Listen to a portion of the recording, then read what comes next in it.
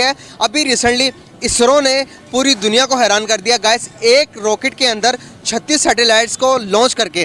Guys ये आज तक कोई भी कंट्री नहीं कर सका। अमेरिका जैसी बड़ी बड़ी कंट्री, स्पेस एक्स जैसी बड़ी बड़ी कंपनी हैरान है कि इंडिया ने ये कैसे कर लिया है। हम नहीं अल्लाह ताला को ढूंढ रहे, हमारे अगेंस्ट और जो हिंदू हैं, यहूदी हैं, वो इस बात को हमारे से ज़्यादा अमल कर रहे हैं, वो रिसर्च कर रहे हैं। अब वो अल्लाह ताला कह रहे हैं कि मुझे हर चीज़ में ढूंढो, तो ऑलरेडी हमसे बहुत आगे है। हम इंडिया का मुकाबला तो अभी फ़िलहाल नहीं कर सकते।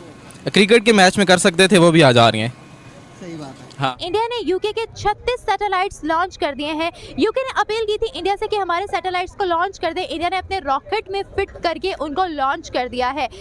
इंडिया ने दिवाली के मौके पर अपनी आवाम को ये गिफ्ट दिया है। जिस तरीके से वो इस तरह के फेस्टिवल्स पर प्रोडक्टिविटी शो करते हैं, अपनी आवाम को टेक्नोलॉजी में इंकरेज करते हैं, आगे बढ़ने में मदद देते हैं, आत्मनिर्भर भारत को और प्रमोट करते हैं। उस हिसाब से अगर पाकिस्तान की बात की जाए, पाकिस्तान के सुपारकों की बात की जाए, तो पाकिस्तान के सुपारकों ना होने के बराबर है। इस वक्त हम जितने भी सैटेलाइट्स रॉकेट्स बना रहे हैं, ये मिसाइल्स भी बना रहे हैं with the help of China बना रहे हैं, जबकि India purely made in India को प्रमोट कर रहा है, ना सिर्फ टेक्नोलॉजी के सेक्टर में बल्कि हर सेक्टर में भी, जिसकी वजह से आज उनको बड़ी बड़ी कंट्रीज ये कह रही हैं कि हमारे सैटेलाइट्स को लॉन्च करो। और अगर हम बात करें लॉन्चिंग की, तो ऐसी दुनिया में बहुत कम कंट्रीज हैं जिनको लॉन्चिंग आती है, उसमें से एक नाम भारत का भी है। टेक्नोलॉजी हम भी खैर पीछे तो नहीं है इस सिनेरियो में, लेकिन डेफिनेटली जहाँ तक सैटेलाइट की बात है, ठीक है, पाकिस्तान उस लिहाज से इंडिया से पीछे हो सकता है। टेक्नोलॉजी बहुत ज़रूरी है आजकल। आजकल टेक्नोलॉजी का ही दौर है, लेकिन इसका मतलब ये नहीं है कि इंडिया बहुत आगे है। कुछ टर्म्स में है, ऑब्वियसली उनके पास वर्क फोर्स ज़्यादा है, उनके प्रायोरिटीज़ डिफरेंट है। हमारे जो पॉलिटिशियंस हैं उनकी प्रायोरिटीज़ डिफरेंट हैं। हम लोग अपने मसाइल से ही बाहर नहीं आते, तो टेक्नोलॉजी का कौन सोचता। जी, वो बहुत आगे हैं हमसे, बहुत आगे जा रहे हैं एजुकेशन सिस्टम में। हमारा प्रॉब्लम ये है कि हमारे जो इर्द गिर्द खुराफात है ना, वही नहीं ख़त्म होते। हमारी खुराफात ख़त्म होंगी, ये आटे दाल चावल से निकलेंगे तो तालीमी निज़ाम की तरफ जाएंगे और कुछ सोचेंगे आगे का। हम तो 200 साल पीछे हैं बाकी पूरी दुनिया से, वो हमसे बहुत आगे जा रहे हैं। आप देखें कि जब भी क्रिकेट मैच होता है, जिस तरह आज भी था, हमारी एड्स आ रही होती हैं मेकअप की, शैम्पू की, क्लोथ्स की, फजूल एड्स आ रही होती हैं। और उनके वहाँ पे आप देखें सॉफ्टवेयर की एड्स आ रही होती हैं, इलेक्ट्रॉनिक्स की एड आ रही होती हैं। वो बहुत आगे जा रहे हैं, एजुकेशन में हमसे बहुत आगे हैं। यार जहाँ पर मैं बात करूँ अपने पड़ोसी मुल्क की, तो कोई हर रोज़ कोई नई खबर सुनने को मिल जाती है कि इंडिया ने ये अचीव कर लिया, इंडिया ने इसको पीछे छोड़ दिया, इंडिया ने वो चला गया, 5th लार्जेस्ट इकोनॉमी बन गया, 5G लॉन्च कर दिया, और सैटेलाइट के थ्रू तो कोई पकड़ ही नहीं सकता उन्हें। हर रोज़ कोई नई टेक्नोलॉजी ईजाद कर रहे हैं, ड्रोन बना रहे हैं। यार कहाँ जा रहा है इंडिया?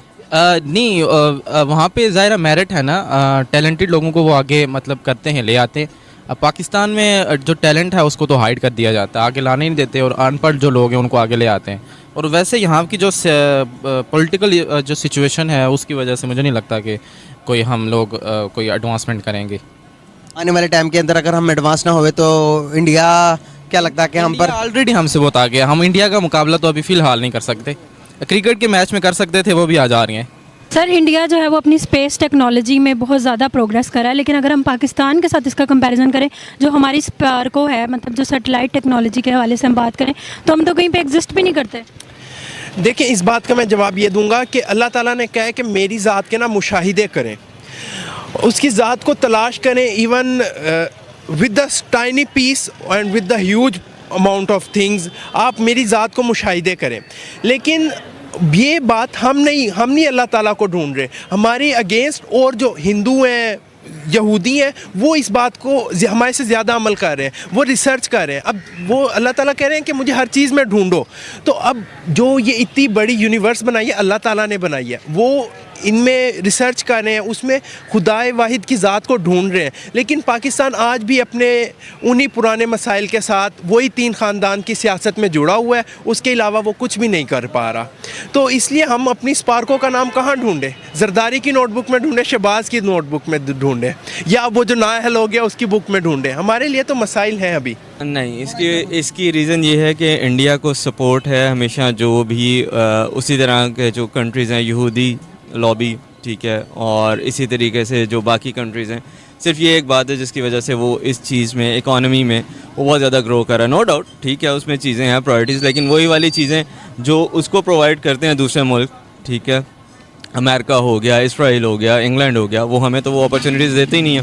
ठीक है, ये तो जॉब से लेकर टेक्नोलॉजी। वजूहत है, एक और सवाल मेरा यहाँ पर ये बनता है, क्या वजूहत है कि हमें फर्स्ट प्रायोरिटी नहीं रखते, इंडिया को फर्स्ट प्रायोरिटी रखते और वसाइल सारे इंडिया को देते हैं? उसका ये है कि बड़ा आसान है कि मुसलमानों को पिछले 20 साल से लेबल दे दिया गया टेररिस्ट का, जो कि सरासर बकवास है। हर चीज़ गलत प्रूफ हो चुकी है, इराक में गलत प्रूफ हो चुकी है, अफ़गानिस्तान में गलत प्रूफ हो चुकी है, पाकिस्तान में सारी दहशतगर्दी हमने फेस किया। वो एक लेबल लगा के हमें बैक पे करी जा रहे हैं और दूसरे हमारे दुश्मन को उठाए जा रहे हैं, सिंपल। और इस मुल्क में, रीजन में पाकिस्तान और चाइना पावर्स थी रशिया के बाद।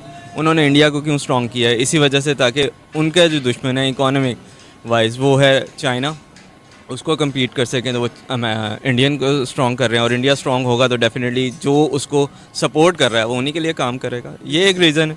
तो ये बताएं, उन्होंने जितने भी सैटेलाइट्स रॉकेट्स बनाए मेड इन इंडिया को बना रहे हैं, हम लोग with the help of China बना रहे हैं। हमने एक भी सैटेलाइट, एक भी रॉकेट, एक भी मिसाइल खुद अभी तक नहीं बनाया है, with the help of China बनाया है।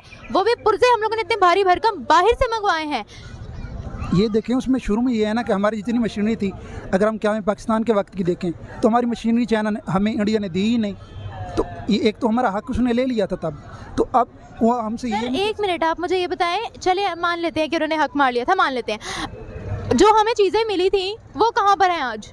यूटिलाइज हो रही हैं। अब कराची की इंडस्ट्री, कराची में स्टील मिल है और वहाँ स्टील मिल चल रही है, स्टील मिल अब बंद हो चुकी है, लेकिन काम तो हो रहा है पाकिस्तान में, मैं ये मान रहा हूँ। जो हमें मिली भी थी वो भी आज उसकी हालत भी देखने के काबिल नहीं रही है, ठीक है। और उनके पास जो भी इंडस्ट्रीज थी, आज उन्होंने उससे डबल रेवेन्यू जनरेट किया है, आगे इंडस्ट्रीज वो लोग लगा रहे हैं। तो जो मिलता है ना, उसमें भी रेवेन्यू जनरेट करना बहुत अच्छी बात है। और अगर हम ये कहते हैं कि उनको इंडस्ट्री ज़्यादा मिली थी, हमें उसके बाद डबल लोन दे चुकी है वर्ल्ड पावर्स, जो है हमारी डबल हेल्प कर चुकी हैं, फिर भी हम लोगों ने आज तक कुछ नहीं बनाया, कोई कोई हम लोगों ने मेहनत नहीं। बाकी स्पेस टेक्नोलॉजी के लिहाज से उसने, अगर आप ये देखें तो सैटेलाइट्स ने पोल्यूशन भी बहुत किया। आपको ये पता है जितनी स्पेस सैटेलाइट्स जा चुकी हैं स्पेस में, और साइंटिस्ट जो इस चीज़ पे वर्क कर रहे हैं एनवायरनमेंट पे, वो कहते हैं जिस तरह वाटर पोल्यूशन है प्लास्टिक की वजह से, दूसरी पोल्यूशन है एयर स्पेस पोल्यूशन भी बहुत ज़्यादा हो चुकी हुई है, क्योंकि वो जितने भी आपके पीसीज हैं सैटेलाइट जो डेड हो जाती हैं वो स्पेस में घूमती जा रही हैं, जो रॉकेट से छोड़ते हैं।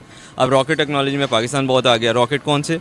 जो वॉर हेड्स हैं, उसमें पाकिस्तान आ गया, तो इंडिया दूसरी सैटेलाइट में आ गया। ठीक है, इट्स फाइन। सपोर्ट कर रहा है वो है India space agency says it's rocket has successfully put 36 internet satellites into orbit, और ये यूके बेस्ड सैटेलाइट कंपनी है जिसके थ्रू तो कहा जा रहा है कि ये एक और उनकी बड़ी कामयाबी। देखिए मैं भारत के बारे में नहीं बल्कि पूरी दुनिया, साउथ एशिया के बारे में पढ़ता रहता हूं। उसमें मैं आपको ये बताना चाहूंगा कि हैवीएस्ट पॉसिबल उन्होंने सैटेलाइट भेजा है, हैवीएस्ट पॉसिबल, जिसका 644 टन जिसका वेट, और उसमें 36 उन्होंने अपने सैटेलाइट भेजे हैं एक दफा में, जिसमें 2 सैटेलाइट जो है वो बर्तानिया से आए। अब मैं थोड़ा सा जब इस पर रिसर्च कर रहा था तो मैं ये बताना चाहूंगा कि भारत और दुनिया, सारी दुनिया कहां खड़ी।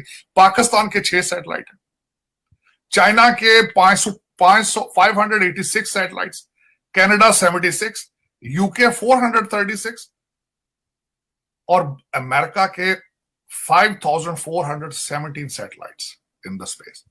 भारत के 104 सैटेलाइट्स, आप 6 हैं, 104। अब थोड़ा सा मैं ये अर्ज ये करना चाहूंगा कि सैटेलाइट जो है ये इसको भारत को क्या फायदा होगा। भारत को सबसे पहले तो इन्होंने इसको कमर्शियल तौर पे भेजा, 1000 करोड़ इन्होंने बनाया इस एक सैटेलाइट से। उसके बाद जो मैं देख रहा था, इसका सबसे बड़ा फायदा ये होगा कि भारत के हर कोने में इंटरनेट जो है उनको अवेलेबल होगा। तालीम में पहले ही वो एक बहुत आगे है, खासकर इसमें कंप्यूटर में दे हैव ऑलमोस्ट मोनोपोली। दूसरा, इसके पीछे जो इसके मुहरकात हैं, उनकी स्पेस में जो उनकी एफिशिएंसी है, उसको डायरेक्टली रिलेट किया जा सकता है नासा के साथ, अमेरिका की नासा के साथ। इस वक्त अमेरिका की अगर आप गूगल करके देखें तो उसको चलाने वाले सारे इंडियन नजाद, सारे इंडियन ऑरिजिन के लोग हैं, और वो सारे के सारे इसी, जिस तरह मैं आपको पहले हमेशा अर्ज करता हूं कि तकरीबन जो हमारे नई जो अमेरिकन ऑर्गेनाइजेशंस के सीईओ जो हैं, उसका डायरेक्ट फायदा भारत को होगा। बिल्कुल इसी तरीके नासा से सारी टेक्नोलॉजी और सारी चीजें वो भारत उससे मुस्तफीद हो रहा है। अब इंटरनेट की उनकी तालीम और ज्यादा बढ़ेगी, उनकी इकॉनमी पे असर पड़ेगा, उनके लोगों के ह्यूमन रिसोर्स, उनके एजुकेशन होगी पूरी दुनिया में, फिर वो भारतीय जाएंगे, भारतीय डायस्पोरा बनेगा और भारत का इन्फ्लुएंस दुनिया में मजीद बढ़ेगा इसी स्पेस की वजह।